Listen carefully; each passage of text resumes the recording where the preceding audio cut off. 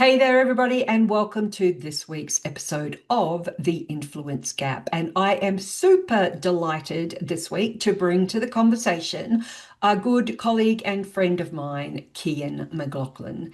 Cian is a corporate escapee from companies such as SAP, and for the past 15 years has been running his own consultancy, Trinity.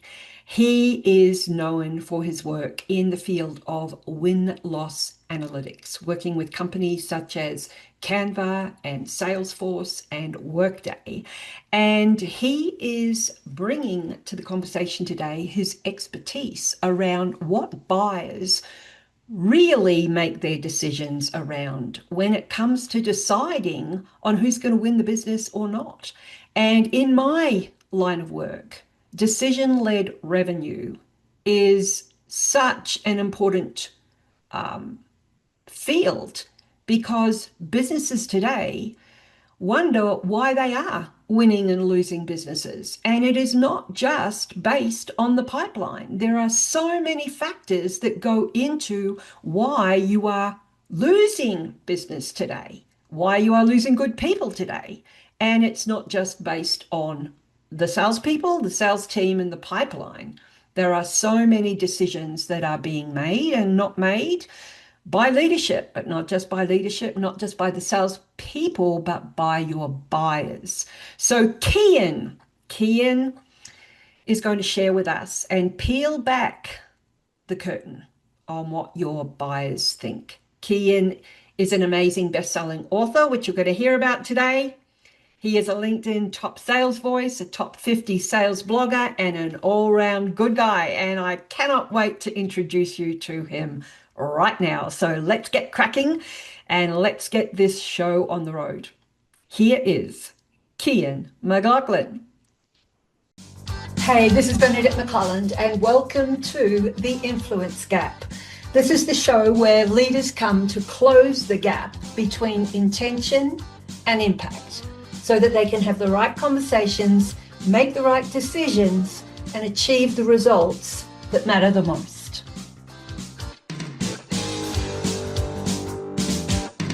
Cian McLoughlin, welcome to The Influence Gap. It's a pleasure to be here, Bernadette. Thanks for having me. My pleasure. I don't know whether we should be having a Jameson or a Guinness or... Or a Tim Tam, or yeah, exactly. Tim Tam. So you hail from the Emerald Isle. I do, indeed. And I was in your neck of the woods a couple of months ago. Oh, wow. I was. I had to, I flew back from Africa, back to the US, and I had the choice of a stopover. And last time I was in Ireland, I didn't kiss the Blarney Stone. Okay. So I had to do that, and I did have a Jameson. So good for you. There is a story that the locals at nighttime come down to the Blarney Stone and relieve themselves because they know all the tourists are going to be kissing them. Oh, God. Thanks so much. I don't know if that's true or not. So. Needed to hear that. Yeah. Well, look, the last time you and I met was in Australia, in Sydney. I think it was Crow's Nest, and we swapped books. So you wrote a book called The Rebirth of the Salesman. And you and I had a little bit of a conversation at that point in time, a little bit of controversial discussion, because it was called The Rebirth of the Salesman. And we're not going to go down that track today because one of us would lose and one of us would win, which I think is a really great lead-in to today's conversation. I feel I need to defend myself here a little bit. The title of my book was based on the Pulitzer Prize-winning play "Death of a Salesman," so that was the play on words. So I'm certainly not someone who's suggesting that all sales professionals are men. I was merely stealing that title and using it for artistic effect. Absolutely, and it's a brilliant book. And at the end of the show, we are going to put the link in the show notes. And it is a really great book, and I think it led you to where you are today. And that's what I want to speak about, because my little intro there was a little bit of a play on words as well. I was trying to get in the win-loss thing happening there. But you have built your business on win-loss analysis. And this, I think, tells me that you identified a need in the market. And I think it's brilliant. I think that need, and correct me if I'm wrong, related to buyer decisions. And I think what also happened is maybe that you picked up on a pattern around buyer decisions that potentially sales organizations didn't pick up on, or perhaps haven't picked up on, or maybe they have now, around buyer decisions. Would I be right? I think you might be giving me a bit too much credit there. What happened was I was in my own sales and sales leadership career, and I just was getting incredibly frustrated that we would get to the end of these long, complex sales cycles, high cost of sale, many months. I was at SAP at the time, and then we'd get a 2-line email from a customer saying, we've decided we're not going to refresh our ERP, but thanks for all your hard work. Or we've decided we're going to go Oracle this time, or even we've decided we're going to go with you. But we never understood what actually had influenced their buying decision. What were the things that had tipped it in one direction or the other? And so I was kind of young enough and dumb enough at that stage to say, couldn't we go and talk to our customer and find out from them what had actually influenced the decision? And everyone said to me, Cian, come on, that's not the way the game is played. They wouldn't agree to participate. And even if they did, they wouldn't tell you the truth. And even if they, so there was all of these sort of assumptions that we all made. And I went and spoke to other companies and said, how do you do your post-deal review? How do you get the deal intelligence? And they were like, we just sort of sit around in a room and we discuss it amongst ourselves and we agree a narrative that we're all sort of are comfortable with. And then we move on to the next one. And it just struck me as ridiculous. I've played sport all my life. And so I had this thing in my mind, which was we should watch the game tape back. We should extract some value irrespective of the outcome. But people weren't doing that. And so to sort of test the hypothesis, I started reaching out to some customers and saying, could I come in and sit down and spend half an hour, 45 minutes with you and just reverse engineer the journey that you went on with us? And a bunch of them said, yeah, happy to. And then when I had those conversations, what they told me just made my head explode because it was so far removed in some cases from what we had understood or what we had assumed during the sales cycle. And that was the genesis of this idea that there's so much wastage in our industry. You get sometimes 5 or 7 or 10 vendors all pitching for the same piece of work, all throwing cost of sale at it, all walking away with nothing if they don't get the deal. And so I just looked at that and I said, but there has to be a better way. And so that was the catalyst 15 years ago next week for starting this business. So congratulations to start with. So my question is a couple of points here, actually. You have the win-loss conversation with the buyer. So at what level or what percentage or at what point does what relationship too, I suppose, is thrown into it as well, what buyer is going to tell the salesperson the real truth? It is one question. Yeah. I'll start with that one first. Okay. So that's a really important question. And the reason that we're turning 15 as a business next week is because the independence that we bring as a separate third party allows us to have a very different conversation with a customer. Even though they know we're there on behalf of the vendor, there's enough separation for them to feel more comfortable being candid and honest and constructive in their feedback. If they're giving that feedback directly to a salesperson, and some of that feedback relates to that salesperson or about their boss or about their team, then you're immediately putting them in an awkward, uncomfortable position. I agree. Because they're human, right? And humans don't like to give, difficult, awkward, uncomfortable feedback directly to other people. So what we do is we just throw out some motherhood statements and we kind of, we water it down. So by bringing in an independent third party, it says to the customer, we're serious about this. We really want you to tell us, and we'll take our medicine, we'll listen. So you give it to us with both barrels. And as a result, they're much more candid and honest and in-depth in the feedback they provide. And so that's been the journey that we've gone on over the years. Initially, I thought if I find this information out and hand it back to the sales leaders, that'll be enough. And in those early days, that's exactly what we did. And then it got to a point where some of the sales leaders came back to me and said, Cian, what should I do with this feedback? And I was like, oh, well, just use it to win more and use it to improve your sales enablement and use it to improve your competitive intelligence. But the gap was too big between the sort of the deal intelligence, the insight, and the outcome they were trying to achieve. And so gradually over the years, we started walking further down the path with them, saying, okay, based on all of this, here's what we would recommend you do. Here's the trends that we've identified. Here's the order of importance. Here's who should own this. Here's the prioritization, and getting a lot further down the path. And so on the customer side, we will usually talk to someone in the C-suite, maybe head of procurement, head of IT, depending on obviously the mechanics of the sales cycle. But on the vendor side, we will then often present that back at the SLT level, at the board level, at the sales leadership level, and then trickle that back down into the relevant areas of the business as well. Brilliant. Just wind it back a little bit. So, and I'm just going to kind of bring a story in here. When I was at Xerox, so we, similar to, I guess, SAP, very high level sales environments. And from I guess, delving deep into the vendor side of it, into the buyer side of it, Xerox went through what they termed as leadership through quality. So it was this huge, what is the buyer thinking? How do we get inside the buyer's head from a competitive perspective? And so they went through customer sat. So I guess, win-loss, customer sat.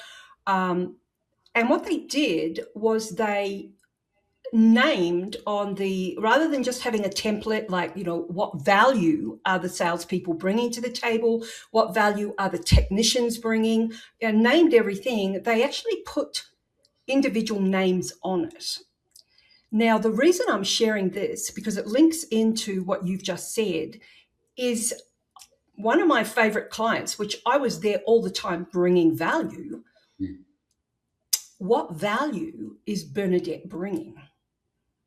And it wasn't high. Okay.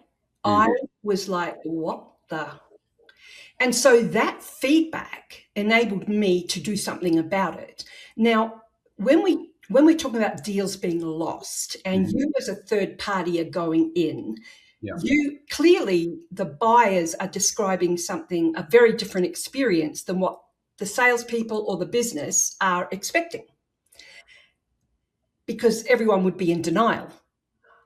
Yeah, I hear where you're going with this. Yeah. Yeah. So my question there is a gap.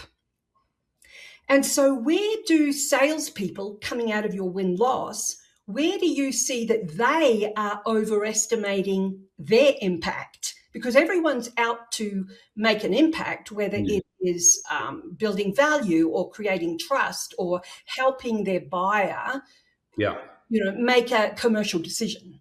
So where do you see salespeople are kind of overestimating the impact that they think that they're making? That's a big question, and I'll answer it as best I can. The one caveat I should provide is that in recent years we've focused on the top end of town. So we tend to focus on deal values that are, north of probably certainly 250,000, probably 500,000, in many cases into the multiple millions. So in that scenario, you have lots of stakeholders involved on both sides, on the vendor side, on the customer side. And as we know, sales cycles are getting more and more people involved on the customer side as well. So it doesn't always come down to one individual rep or AE who's responsible for navigating everything. But I think to answer your question, in terms of overestimation, it's increasingly hard for sellers to be right across the stack, to be deep from an industry vertical perspective, to have the domain expertise to go toe to toe with a CTO or a CFO or whatever that might be. And this is one of the places where we see sellers becoming unstuck, where they're effectively, particularly for SaaS companies, where you find a dynamic where you've got a very senior buyer, you've got a more junior seller who hasn't got as much experience, who hasn't got as much domain expertise, DNA, and so there's a disconnect there. Now, sometimes that shows up in the negotiation where the buyer is much more seasoned as a negotiator and ends up getting a much sharper deal.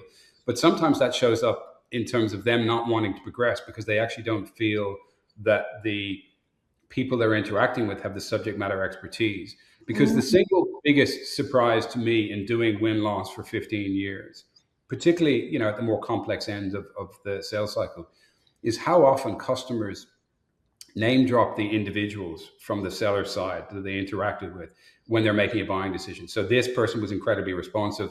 They had, they asked really great questions and were super organized. This other person knew more about this area than we do, and we learned a huge amount from them.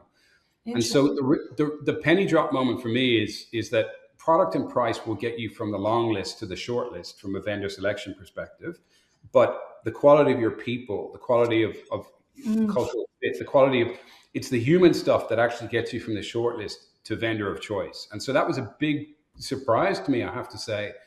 And then how that's shifted in the last 18 months is that risk has jumped off the food chain in terms of importance as a decision criteria. It's the single most important criteria we hear again and again and again. But if you look at risk and you double tap on risk, risk is organizational, security, data sovereignty, all of those things, commercial risk, but it's also people risk. It's nervousness on behalf of decision makers that what happens if the shit hits the fan, and who are we going to be dealing with, and what are they going to be like to work with when we run into challenges? And so at that pointy end where you've shortlisted to two, we're now making really specific distinctions between individuals and between the quality of the team we're going to be working with. And in many cases, that actually is what influences the final decision that gets reached. And the challenge I see is that as an industry, we're very good at selling to people's heads, but we're not so good at selling to their hearts. And the realization is that you have to actually win both head and heart in the current climate in order to be successful. So that's the weird dynamic we're seeing. Interesting. And then tapping into the buyer's gut is huge as well. Yeah. So if we, one of the things I challenge leaders with is that revenue problems. So we're now on the seller side of things. Yep. Revenue problems rarely start in the pipeline. We know that they start upstream, and there's signs like the dominoes start further up. So if we're talking about people and the human side of it, that first domino has got to start somewhere further up. So leadership has to take responsibility for that people side of it somewhere. Yeah. And so how far back, if you're talking about that human side, the heart, the head, the gut, how far back can you usually trace that first domino? That's a good question. No one's ever asked me that question before. That's such a good question. I think when we talk to customers, one of the things we ask them is, when you went to market in the first place, where did you do your research? What were your trusted information sources? Where were you looking? And so if you think about that, that's tracing, the first domino is maybe all the way back at their website. Maybe the first domino is how do they show up on G2 or Gartner or the analysts? Maybe the first domino is how quickly do they follow up when someone did an outreach via their website? Maybe, there's all of these things which precede it. And here's the really interesting thing for me, Bernadette, it's that in most cases, we're not 50% better or 50% worse than our nearest competitors. There's all of these tiny increments of 1% and 2% right the way through the customer buying journey that we have to sort of strive to pick up, because they add up over time. And that's where the separation occurs. On rare occasions, it's, someone has an incredible RFP and someone has a terrible RFP, or two people, come to present and one knocks it out of the park. We had an example of that the other day on a huge piece of work where the customer said, we were there representing the losing vendor, and they said, yours was a presentation, theirs was a conversation, and that's what we're looking for. And so on occasion, there'll be one big thing, but more often than not, it's just small increments of lots and lots of things. And the separation occurs. And by the time they get to decision, it's actually not that hard, because there's a clear delineation. If there isn't, then usually it's a sort of an apples for apples comparison. And that tends to happen more, further down the food chain. And then they go to price as a point of distinction. But I would contend that you need to walk in your buyer's shoes and look at every interaction they have with your organization right the way through. That could be speaking to an inside salesperson, that could be attending an event, that could be any number of different things. they all need to be joined up, and they all need to be, at a certain level of professionalism, because otherwise you risk building this trust and then losing it in a moment. Yeah, and I guess that comes back to that risk factor as well, isn't it? It's like, what do they know about my business? Yeah. How comfortable am I about pushing them, or representing them inside my organization? My name's on this. 100%. Yeah. And what's really interesting is that a lot of the selling nowadays happens when you're not in the room, right? So Yeah, it's your ability to give these absolutely. stakeholders what they need to then make a strong argument internally at their steercom or their board, where you're not going to be present. And so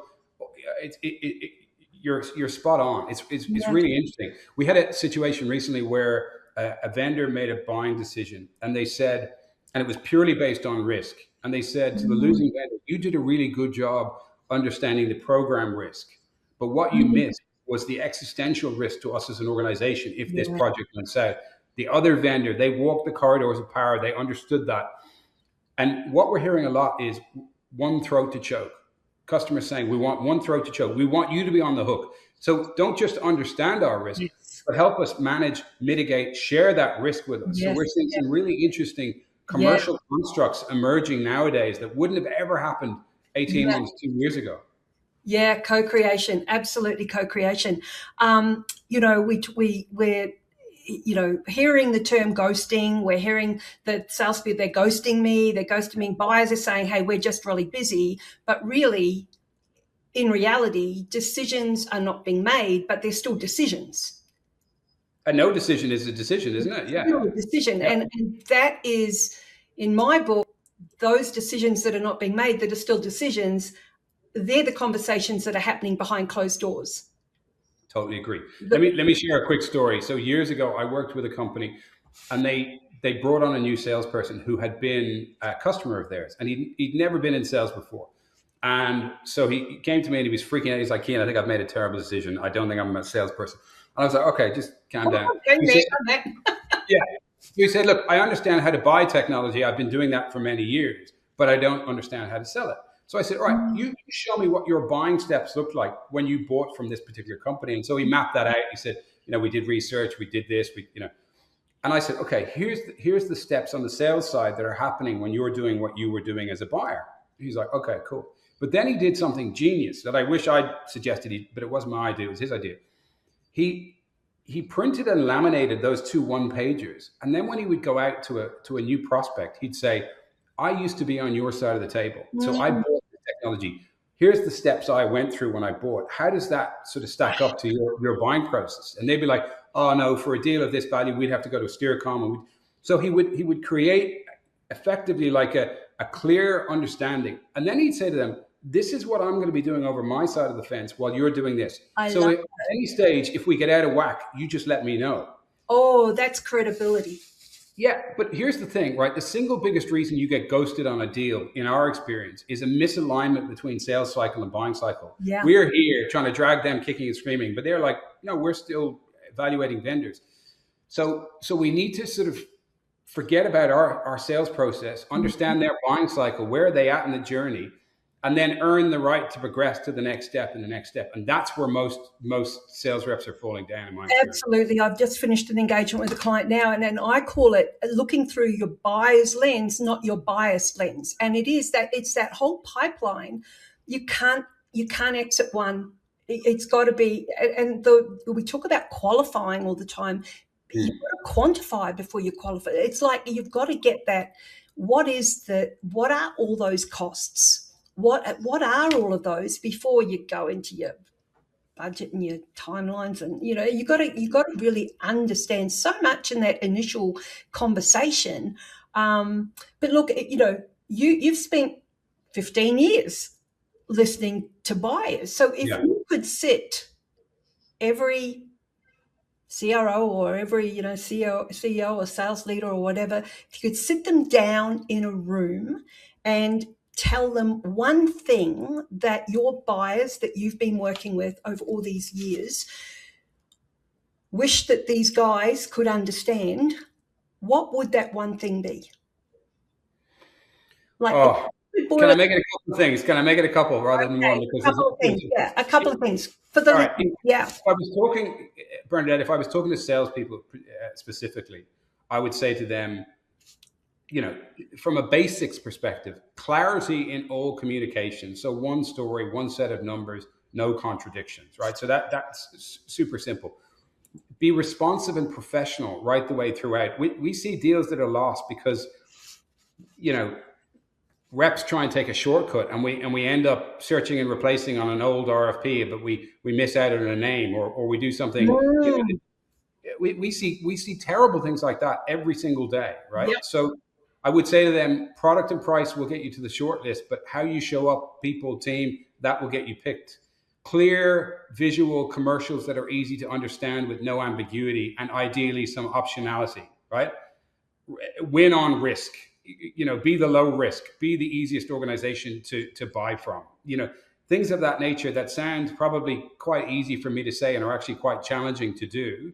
But they're some of the things, because the gap between you and your competitors isn't, you're not 50% better or worse. So what you're looking for are these small things to pick up on. And probably the last thing I'd say, and this was a real aha moment for me in my own career, was don't just focus on your customer, focus on your customer's customer. Yes. Who are they trying to deliver an outcome for internally? Yeah. Because quite often we think, right, I'm going to sell you my widget and then I'll step away and now you're on the hook to deliver on all the promises you've made. But if you can reframe that and say, collectively, let's understand, who are you trying to deliver an outcome for? And how do I sit on your side of the table and help you deliver that outcome? That's a very different position to take. Yeah. And, that's kind of the voice of the customer is, that linking that into it as well is a really powerful thing. Yep. To kind of piggyback that into it somehow as well, so that you do understand your prospect customer as well, and understand, kind of pulling together a really powerful picture to help. Yeah. I think what I've realized is that B2B is nonsense, right? We always talk about business to business, right? It's human to human. Human to human. You've said that to me on many occasions. And so the real, if you take that to its logical conclusion, we need to show up in a particular way. We can't show up as kind of sales robots just going through the motions. Customers actually want you to be excited about working with them. They want you to bring a little bit of, passion and excitement and engagement, and be authentic and be yourself. I see an awful lot of rote going through the motions, and this is what we're going to do. And sales is a numbers game. And, sales may be a numbers game at a macro level. Yes, it takes a certain number of calls to make a certain, but no customer wants to be treated as just another number. You've got to show up and be genuinely present and engaged and interested and passionate about what they do as a business. And you can't fake it either, because if it's inauthentic, we'll smell it a mile away. It's energy. It's totally, it's energy. And we feel it. And, and that's what people buy. People buy our energy, So I guess perhaps the challenge isn't that buyers can't make decisions. It's that salespeople, or that maybe salespeople, I don't know, don't always understand which decisions the buyers are actually trying to make. That's possibly it. But look, I think what you're doing is really, you've picked a lane, and it's clearly a really important lane. Do you find that the clients, because you're the top end of town, so it's not as though they're single one-off deals. I'm imagining that the clients you work for, the deals they're in there, and their share of wallet. There's lots of different opportunities inside those clients. Yeah. Do you find that that the win-loss reviews and the analysis that you do, that the feedback is actually helping throughout? Like, are there actions being taken? I'll give you some real world examples of that, Bernadette. In the past, like, I came from tech, and so I sort of, that was where I naturally gravitated to in the early days. But the thing about, if you're selling an ERP, is if you don't get the deal, you won't see that customer for another 5 or 7 or maybe even 10 years Yeah. because you don't refresh your ERP. Yeah. But then we started working with more and more professional services companies. And to your point, they might have 5, 6, 7 conversations going on with the same customer at the same time. And so early on, what we started to see was, let's say you do a loss review for an organization and they have multiple other at bats with that particular customer. The value of actually learning from that loss review and then playing that back to the customer and then showing up in a different way is huge. So we had a situation where a phase 0 on a like a 5-phase program of work was a loss. We did the loss review. Customer was really honest and they said, look, they missed this. We had a team based in the US. They completely missed that. It was a number of things. They were quite specific and they were very generous in their feedback. And the organization that we were there representing, they took their medicine and were like, oh my God, I can't believe we missed that. They were really, they took it on the chin. And then they pivoted and changed a whole bunch of different things. And then the next phase was supposed to be phase 1, but they did such a good job there that the customer said, you know what? We're actually not going to go to market for the other 4 phases. We're just going to give you the whole thing in one go because you're that far ahead of the pack.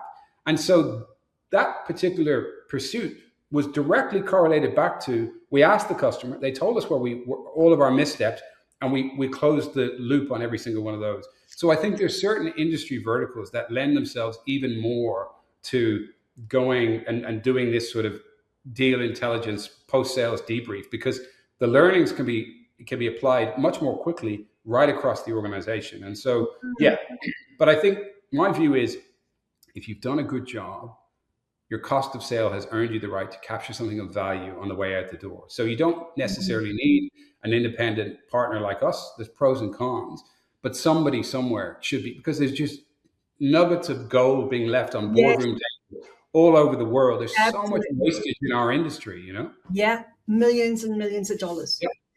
Cian, where can people get in touch with you? Contact. So, you can certainly head to our website, which is usetrinity.com. I write a lot on LinkedIn. Because we get such an interesting perspective on the sales industry, because we sort of get to peer behind the curtain in a way that most organizations don't. I will often share, things that we're seeing, trends that we're seeing in markets. So hit me up on LinkedIn, and I'll be more than happy to connect. As you mentioned, you can head to Amazon and track down a copy of the book. Book. Always happy to connect. I think what we're seeing is win-loss in the early days when I started out was very much seen as a product marketing type activity. And I always sort of bucked that trend. And I said, I think it needs to be the sales leadership and the C-suite who are responsible for it. In the last 3 or 4 years, it's completely shifted. Now the board, the C-suite, everybody wants to know, why are we losing these deals and what do we need to do differently? Absolutely. Such a differentiator. But more than that, it's money. It's revenue. It's profits. So and there's not enough to go around at the moment. It's a tough market out there. Absolutely. Totally. Now, before you go, I have what I call a fast 5. So you're not getting out of here that easily. 1-word answers, Cian. 1-word answers. 1-word answers. Okay, here we go. The biggest waste of time in sales today is? Oh, wow. Biggest waste of time in sales today is... Can I come back to that one? Let me come back to that one, Bernadette. I'll pull it over. If every sales leader changed one thing tomorrow, what would it be? Feedback. Okay, awesome. Most underestimated sales skill today? Listening. A revenue leader of influence practices what? Curiosity. One thing buyers look for most?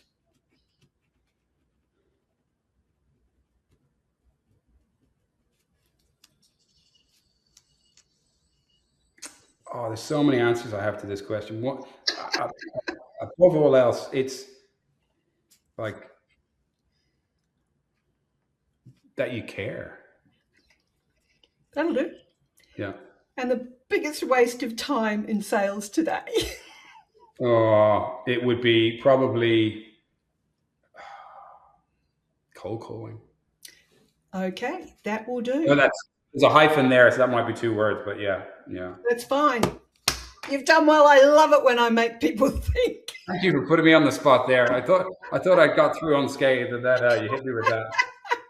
Cian, this has been fantastic. This is a really valuable conversation that we've had. I love it when I have intelligent conversations with people. So I just want to say a really big thank you.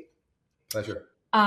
Influence, the influence gap. This is the ability for people to really tap into their intention and make an impact in the world. And I think that is exactly what you're doing. That's what Trinity is doing. And the ability to create change in us and around us. And I just want to say a huge thank you. So thank you for that. And to everybody else, we will see you this time next week. And on that note, have a good one, and we'll see you soon. Bye for now. That's a wrap on today's episode of The Influence Gap. If this resonated with you, share it with a CEO or a sales leader who you think needs to hear it. And make sure that you subscribe so that you never miss one single episode. If you are ready to close the gap between your message and the impact you want to make, come and find me at BernadetteMcClelland.com.